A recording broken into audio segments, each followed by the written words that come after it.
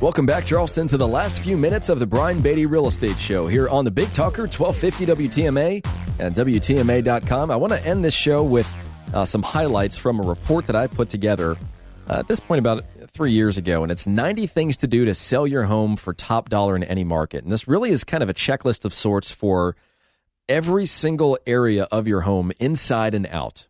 What you can do to improve the showability of your house, what you should do before showings to present it in its best light. And so I want to give you some highlights on that, because if there's one thing we do incredibly well, it's prepare our listings to be shown and to be presented in the best light. And in order to help people do that, for our listings, we pay for a free pre-listing home inspection. One of the reasons we do that, of course, is so that if repairs come up that we know about before the property goes under contract, then we can control who makes those repairs and at what cost. See, if you wait for just the home inspection to figure out what's going on with your house, then you're going to be subject to the buyer's opinion of how much it's going to cost to fix those things, which is going to come from a contractor that represents the buyer. And you can believe that the contractor that represents the buyer is not interested in giving you the fairest price possible. They might not even be interested in doing the repairs. They just want to beat you up over the price and get a price reduction or some sort of incentive to get more money out of you.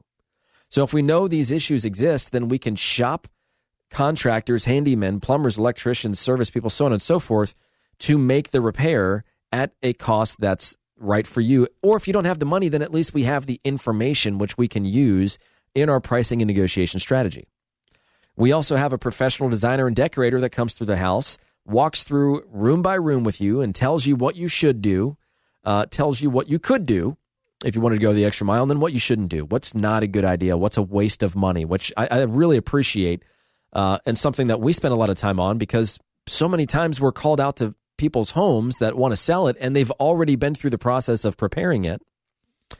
And in many instances, they have made unnecessary expenditures, or they've already hired somebody and they're doing the work and want to ask how much it cost for them to do what it is they're doing to the house. I'm like, oh my gosh, I could have saved you thousands of dollars on that just by putting the right people on that job.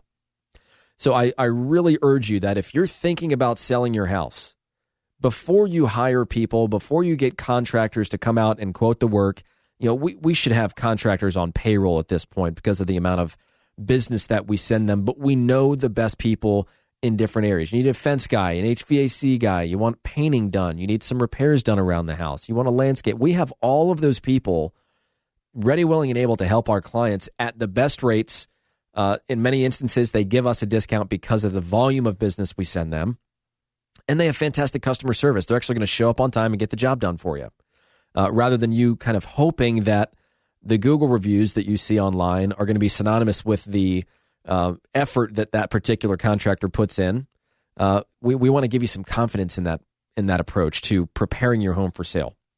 So the first one is just to allow us to help you by getting that free pre-listing home inspection and having a stager and decorator come through, which is going to solve a lot of the things on this list, or it's going to at least reinforce to you that they are important. And it is not easy prepping a home for sale.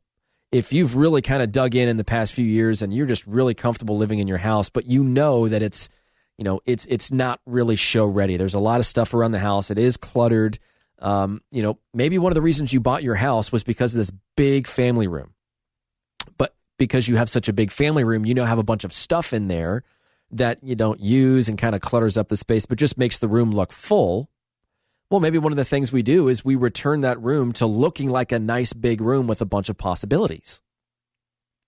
And so that, I think, for a lot of people is a struggle, is kind of looking at their home as a product rather than as the home that they live in. You want to, of course, sell the homey appeal of the property, but you don't want to be so comfortable in it that you're detracting from the most valuable features and assets of the house itself. And so that's a big point there, is just showing the best features of your home and highlighting them, and then offering some opinion on possibilities. Maybe you have a room that is a formal living room, but it could also be an office. If there's room for a closet, you could also add a closet, and it could be a guest room. You take the things that your home has and the options that it could have, and you document that. You help buyers understand that, hey, although it's being used as this function, it could also be X, Y, and Z. Not all buyers out there have this ability to visualize what a house could look like. I've always, I got lucky. I've been blessed with the ability to look at a home and see what it would look like after renovations, and just have that vision, which has come in really well for me when renovating homes and selling homes and helping people do the same.